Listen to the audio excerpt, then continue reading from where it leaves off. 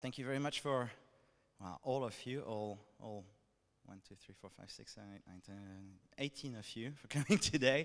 I know that yesterday probably was a big party night, so I really appreciate you making the effort to come over, and hopefully it'll be of interest and we'll have plenty of time to have a Q&A today because there's so few people. So, project here is DEODANDS. We've never talked about it before, something we're just announcing today. A little bit backstory. I'm Stephan Tual, formerly CCO for Ethereum for about 2 years, from 2014 onwards, early 2014 onwards. I'm now the founder of Atlas Neue. It's an early stage investment company. We invest in early stage startups that are related to crypto or could have a relationship to crypto with a view to take them to an IPO, not necessarily an ICO, but that's also a possibility. So just a couple of things to get started, to clarify my involvement in projects, because I know that in crypto it's all too easy to immediately associate someone with a project just because they support it. In this case, it is our project, so just so we're clear.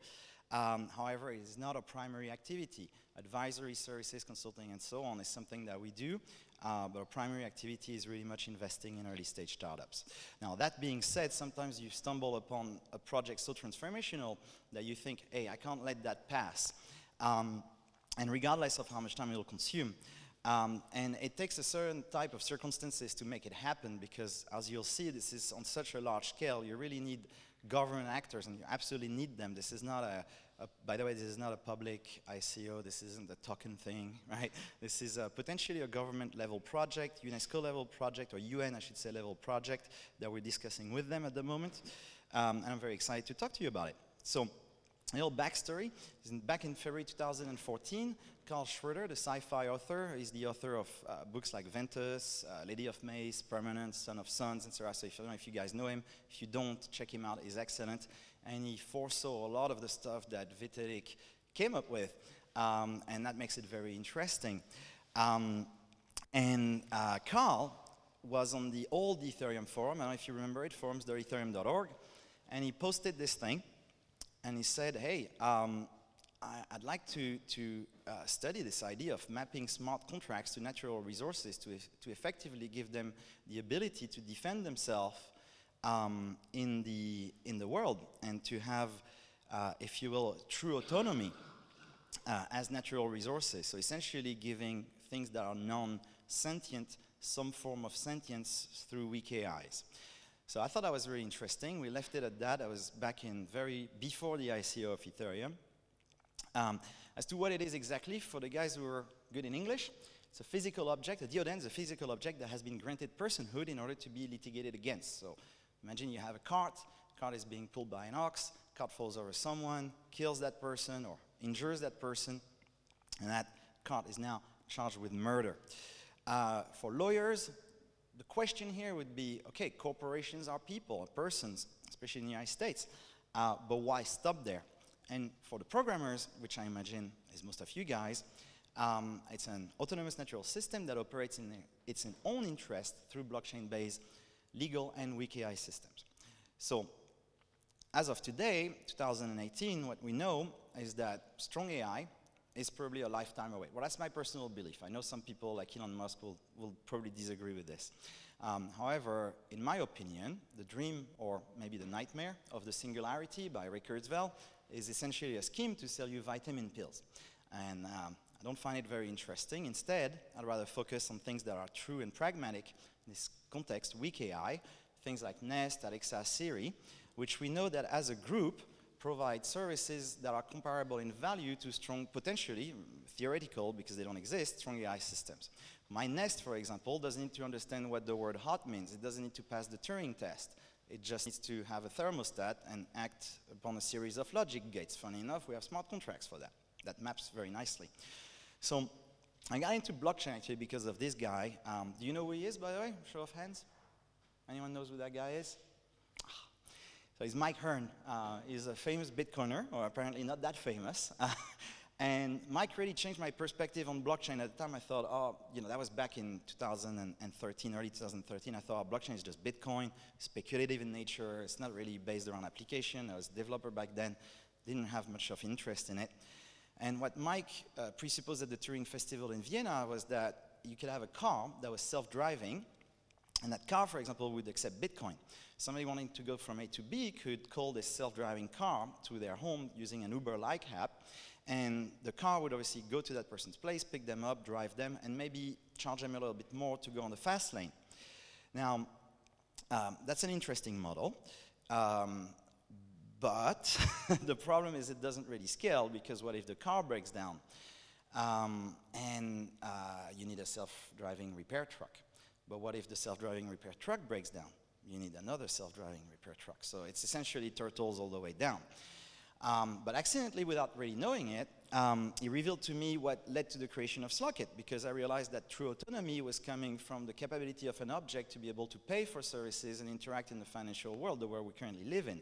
So my self-driving car is bloody useless if it can't pay for toll roads. It can't even get into the toll road, or it can't pay for its parking. It can't even pay for its own energy. What's the point? It's not truly autonomous. It's only self-driving, but it's not autonomous. And the second thing that Mike raised, which is relating to DEODANDS, is he raised a very important question of ownership rights. Who owns the car? Is it, say we're in Paris, so is it Renault, Peugeot, Citroën? Or is it Google, because they invented the technology around this stuff? Or is it Uber, because for some reason that car is part of a fleet of, say, a decentralized Uber or something like that? And the answer is no, the car owns itself. So that's an interesting concept. But again, it's a little bit too futuristic, because we've seen with examples like the DAO and so on, that these systems aren't necessarily ready to be mainstream. And so today what we would do is we would essentially do an ICO. And we would say, okay, let's group together this room, and let's all pitch in and make sure that this car is manufactured. And then we own a proportion of the said car, and therefore a proportion of its upcoming dividends, based proportionally to the amount of money we put in the car and the creation of said car. So ultimately, what's interesting here is the car will act out of its own interest, because that's what rational actors do. So that leads us to what we've done with Slockit, getting to DEODANDS, I swear.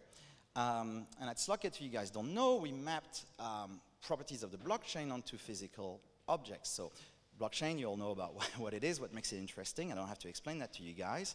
Immutability, censorship, resistance, smart contracts, etc. That's what attracted us all to blockchain. And we know that the smart contracts have unique identifiers. We know that it's possible to make unique identifiers on objects through various fraud-proofing technologies. And effectively, we're mapping, right, a smart contract to an object, effectively giving it an identity, the capability to run code. If the smart contract doesn't have any backdoors, the capability to run code autonomously, and essentially you have an autonomous object. And this is all real. It's running in Mittweida, Germany. And if you're interested, Stephen Cox from Slockit will be talking about that more this afternoon. Right, so DEODANDS. This is the Oak Ridges moraine. It provides clean drinking water for about 250,000 people, environmental services for 6 million more in Ontario, Canada. Now, if you don't know what a moraine is, it's essentially a giant filter. The water, rainwater, and the snow, melting snow, falls through what essentially is glacier debris, which acts as a nice water filter, and it's a discharging system. So people obviously drink that water, and it's then refilled through the elements. And that's why sometimes you hear it called the Southern Ontario rain barrel.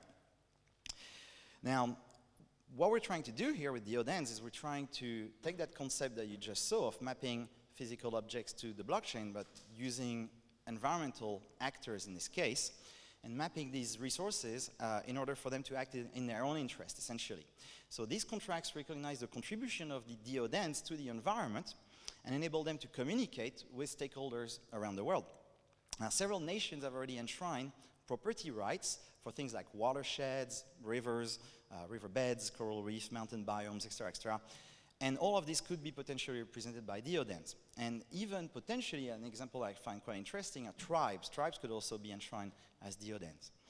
And we're currently actually talking to 2 native tribes in Canada who have expressed interest in the project. You'd be surprised, by if you think tribes are people with totems and not very civilized and whatnot, that's absolutely a wrong stereotype. The fact is they own vast swath of Canada, in fact, vast part of Toronto, simply because, unlike in the US, they were able to reclaim their land and therefore they have a lot of money. So you'll find that the tribes in question, they're basically armies of lawyers, because they have their entire family going there and going to law school and practicing how to recuperate the land that was taken from them. It's quite an interesting thing that's happening in Canada. You should have a look at that, actually. Essentially, DEODANDS act as better, more logical ways to protect the interest of natural systems and species. And so it's not about saving the whales in this case, it's about giving the whales the tools to save themselves. So I mentioned the moraines and the whales, for example, are an interesting example because they contribute to phytoplankton, which is 50 to 85% of the world oxygen supply, and we all like oxygen, it's useful. And trees are also useful, you know why, it's the lung of the earth, etc., etc. But I didn't select this tree by accident. This tree is called the tree that owns itself, and it's, in theory, and it demonstrates the challenges of this project, the only tree in the world that genuinely owns itself. Now the fact is, I did a bit of research on that. It turns out it's sitting on a right-of-way, which means that the local authorities have a duty to protect it. So it's not exactly truly autonomous. It seems to be emerging from an urban legend more than anything else. However, it really demonstrates something interesting, is that natural resources do not own themselves. They all belong to something, someone, a government, an NGO, private corporation in some cases, many cases. And this highlights for me that without teeth, without financial teeth, these objects are doomed to rely on us, perpetually dismissed as externalities, right? You know this expression, internalizing externalities. It's when you pay as a corporation that may pollute into the river, for example, you pay in advance for polluting the river, and then hopefully the money goes to the government, which then cleans up the river. I don't think that's a very good model, and it's been proven to not work very well. It's the best we can do, but it's not the best out there. So giving natural system representation, in my opinion, is better than simply dismissing them as externalities. And if we go back to the moraine, we know that it provides 6 million people with drinking water. Now, we know that's important, and we know, therefore, that if we were to remove it, if it was to be destroyed, which, by the way, it is being destroyed by, you know, mining, strip mining, things like that. It's incredibly damaging this very, very sensitive ecosystem, very sensitive environment. You can put a price tag to it, because you can ask yourself, how much will it cost to replace it with a giant water filter machine? If they existed. They don't. But if they did, you could put a price tag to it. And so the moraine could essentially be labeled as a DEODAN and issue shares, you see where this is going, which will act as an investment in the environment, and therefore an incentivization mechanism for the stakeholders in the moraines or the wells or the forest or the whatever. In fact, for me, I think that moraines are superior investments to corporations because they provide a level of stability and a certain level of a degree of certainty. We all know that it's important to drink water. We all know that oxygen is really, really important for us humans and for the general environment. And it's an irrefutable impact that it has on the environment. So if I had a choice, I wouldn't necessarily invest in Apple or whatever else. I'd invest in the moraine. Public involvement is going to be critical to this project for several reasons. So the first one is, while I'd like to think that this system would prevent, let's say, a fleet of harpoon ships killing thousands of whales, as you've seen in Japan, it's terrible. The reality is, unless there's action on the ground, boots on the ground, so to speak, nothing will ever change. So the way we address this is by incentivizing users to go and defend their investment because they are stakeholder in the said resources. And we can leverage the wisdom of the crowd. In a sense, it's essentially a giant Amazon mechanical Turk in reverse. And it's not too dissimilar from the things that we've seen with government systems on the blockchain. In fact, we already know how to build a proposal system. You know, there's many projects this week that have presented on this already, Eternity and many others. There's the Polka DAO coming up. I know that Ethereum's looking at the potential for creating governance mechanisms that are relying on its users to avoid having this issue of being dependent on developers to fork things, and so on and so forth. And therefore, we know it's possible. That's what's really interesting. It's possible. But we also know that in order for it to be real, it depends on large government actors that have the need and the will to leverage the environmental resources at their disposal. And we're incredibly lucky because we've made contact with people, which I can't disclose, are high net worth individuals, very high net worth individuals, who have the capacity to make this real. The type of person, when you ask them if they have a satellite hanging around, they do. And that's really interesting. And they love this. For them, you know, it's about making a difference to humanity. It's not about selling more gadgets. I was about to say the brand name. So, in terms of considerations on the ground, so you can imagine that blockchain is nice as a governance mechanism, as you can imagine, but there's the practicalities of it. All right, how do you know that the forest was hacked up by some guys, you know, with chainsaws? You don't, unless you have observers on the ground. That's nice, but it doesn't scale because we're here in France, and I live in England, but we're not in the Amazon forest checking out if the trees were indeed chopped up. We may not even be able to have people on site, or it may be too costly, even for the DEODANDS, and regardless of the evaluation, to send people on site, or maybe that's not where they want to spend their money at. So there are ways to optimize this. We can think about satellite imagery analysis, and as you know, it's now in almost the public domain. Microsatellites are a thing, and more, I know this company in Japan that I'm going to visit in a month that manufactures satellites specifically for the purpose of civilian usage. And they're very interesting because they're very high resolution satellites that are far better than the one you would find, say, on Google Earth and other similar services.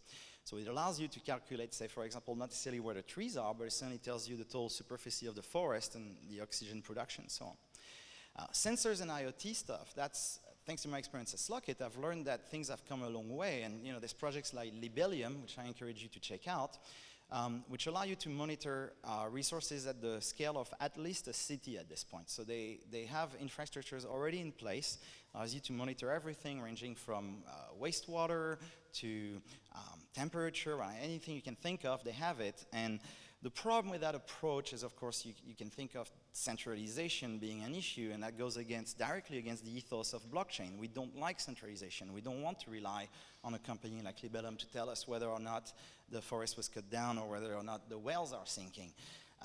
We want to not rely on those actors because we don't trust them. So there are ways around this. We're currently exploring the possibility to have a network, if you will, a cloud of such sensors that will be run by the public in order to measure certain aspects, not all of them, but certain aspects. It's going to certainly be a progressive process. We're not going to be able to decentralize everything from the get-go. It will take years and years and years of R&D to get there. But interestingly enough, it made me smile because if you remember the first version of Mist, the Ethereum browser, for those who are not familiar, Alex van der Sande had built in there an earthquake monitor. And he was doing that for creating essentially the equivalent of weather derivatives for earthquake insurance. So you would essentially bet that there would be an earthquake at this location, just happens to be a location where your home is, and if it strikes, well, here's your insurance. You won the jackpot, but you also lost your home. It's the same thing as weather derivatives. But that was quite interesting to me that they actually, Alex van der Sande, I thought about this very early on, even leveraging the motion sensors in the Macintosh computers and integrating that as part of an extension in Mist back then. I think it's gone from the code base now, but it was definitely there, and there's a video online where he speaks about this that I also encourage you to check out. In terms of tracking school of fish and mammals, that's actually incredibly difficult. There's some early research that uses, if you will, sort of acoustic sensors pinging the water, so essentially sonars, right? But the level of quality of the measurement you get out of this is so-so.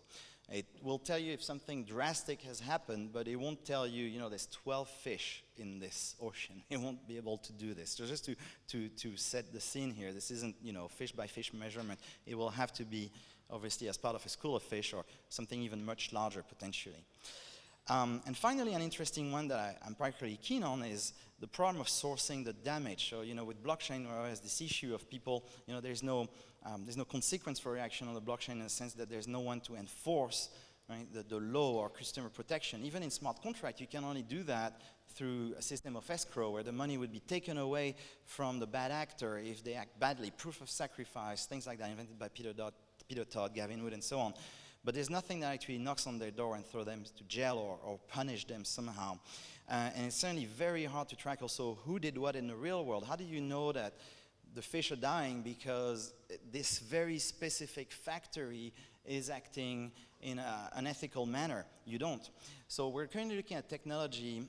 Again, thanks to we have a large network of contact and experts working on these projects, not just us, evidently. It's way too big for anyone, for that matter, that are advising us on using technology that's been used to track chemical warfare origins and sources. So, measuring jet streams and calculating the wind direction and, the flows of the waters and the tides and so on, and eventually targeting, if you will, the source of the poisoning, because we're talking about potential, mass weapons of mass destruction type things.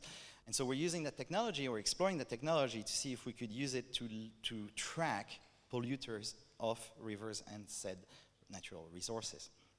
So in conclusion, to some, I imagine, probably are thinking it's idealistic to think that autonomous, if you will, entities acting economically on their own behalf through the blockchain is somehow, is somehow crazy, somehow unrealizable. But I think it's actually wrong. I think it's too timid to keep the potential explosion, if you will, of this economic sphere as part of the human angle, and ignoring the true potential, if you will, of blockchain. That's why we're all here. That's why we're interested in this technology. It goes far beyond just, ICOs, right, and coins. So if you read actually the early articles by Vitalik, there's one, if you Google, I think it's One Day You Wake Up. It's part of a Reddit AMA that he had done when we first launched Ethereum with Anthony DiOrio and all these guys. And you'll see that he wrote extensively. I mean, it's not in the room. V? No V today. I think he's speaking later. He had talked about, things that were very much not just philosophical in nature, but we're talking about potential social engineering here, how Ethereum or systems like Ethereum would affect the way we work. It transforms the way we work, the way we interact with each other. This notion of ad hoc work, where you get paid on the spot for taking certain action in the real world, maybe validating, for example, insurance claims. That's the only way, by the way, you're going to get decentralized insurance. Decentralized insurance, true decentralized insurance, is completely impossible unless you have a network of decentralized claim validators. If you rely on the insurance company, then you might as well not use blockchain. This is a SQL database. Same thing for many, many, many systems out there. And what I like particularly about this project is how in line it is with these ideas and concepts that attract me so much to this industry. So if you want explosive economic transformation, forget the machines and look at DEODANDS.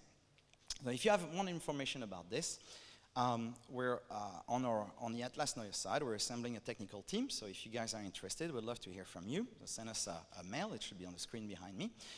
We also have a meetup where we're going to have participants in this project. We're going to come throughout the year and talk to us about this and gather the progress and so on. And we also have a YouTube channel where we're going to have a proper vlog coming up in the coming weeks with Cassius sitting over here and James sitting next to him. We also have a Twitter account, all that stuff. And that's it. Thank you very much. If you have questions, I'll be happy to hear them.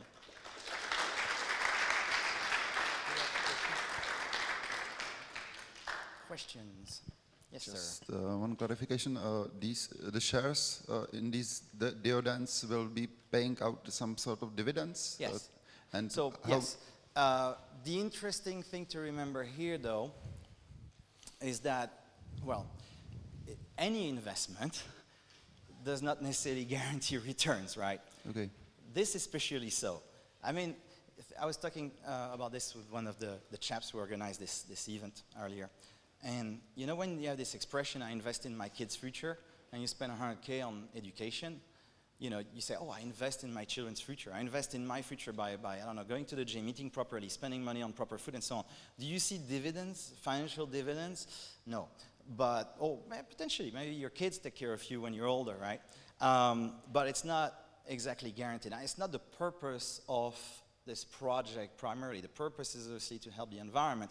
And secondary to it, incentivize people by potentially offering some form of return. And again, keep in mind that there's very few people out there who have ownership, legal ownership of said resources. So the type of actors we're talking about here We're talking about very large NGOs or government actors or UN-style initiatives that would invest in this. This isn't, the guy in the street putting a few $100 in a token. But what's the plan? Where will these dividends be sourced? Like, what's the plan? Come again, sorry, sir? Where will the value for these dividends be sourced? Like, what's the plan there? Well, funny enough, the value of these resources keeps on increasing. If you research it, which we did, and you'll see that actually the value of this moraine is absolutely astronomical. I think it's at $2 billion right now. And people are constantly trying to assess the value of these things because they're trying to put a dollar tag on these things because they're absolutely terrified that nothing else will actually prevent people from polluting it. Saying that, oh, it's not nice to pollute our delicious drinking water is no longer sufficient. It doesn't work. I mean, we've seen it absolutely everywhere in the world. And we also know the tremendous cost of cleaning up for things like the Amokokadis or any type of oil spills. What is the cost of maybe potentially preventing that by having technology that allows you to say, hey, potentially here you're setting yourself up for failure because there's a huge data analytics part as well. So that's where the money comes from, if you will. Okay. I'm not sure I get the mechanism, but I think I will read your. Another question I wanted to ask is, isn't like one way that it could be done to force like these actors that destroy these entities, polluters and so on, to buy shares in these DEODANDS? Initially, we thought a lot about that with Carl, actually. This concept that somehow, that was actually the first idea, that somehow everyone was on the blockchain. So he's a futurist, right? So you have to think, he's thinking way far down the line. Everyone's on the blockchain. All the companies are paying in crypto. Fiat is gone. We all live in spaceships and whatnot. And at that point, it kind of makes sense to say, hey, you pollute, you pay. And that's done through a series of smart contracts. So you could even say, well, when the business is set up, they have to, by law or by regulation or by whatever, maybe like just blockchain regulation or just public influence, or else we won't buy your product type situation. Engage in these contracts and say, yes, I will pay. And there's a clause in the smart contract that details exactly that. If river is polluted, then pay. Obviously, I oversimplify grossly here, but that's the concept. And there's been a lot of research around this, actually, that's been completely forgotten from the space. I have no idea why. If you look at stuff like, so there was a guy called Steve Paley. He's a lawyer in the States, and he's written an article on LinkedIn way back in 2014, where he took Cucumber, the testing TDD type language, and applied it to potentially smart contracts. So translating from a very, very high level language like that back to Solidity, back to something else. It's horribly inefficient. It doesn't even work because it doesn't exist. But conceptually, it's there. And keep in mind that all these things have been thought about before in the centralized world a million times over. Smart contracts aren't new. I mean, when we first started Ethereum, we saw research backdated from the 70s where people were running lawyers on a laptop, and they were selling it as lawyers on a laptop. And it was like a little floppy disk, 5-inch floppy, actually. Large floppy disk. So I hope that answers your question. Before I go on a rant. Any other questions? Oh, sorry, we are late, so we keep going. Sorry? No time. Oh, yeah, no time. Oh, well. If you want to ask questions, sorry about that, guys, come and see me then. Thank you.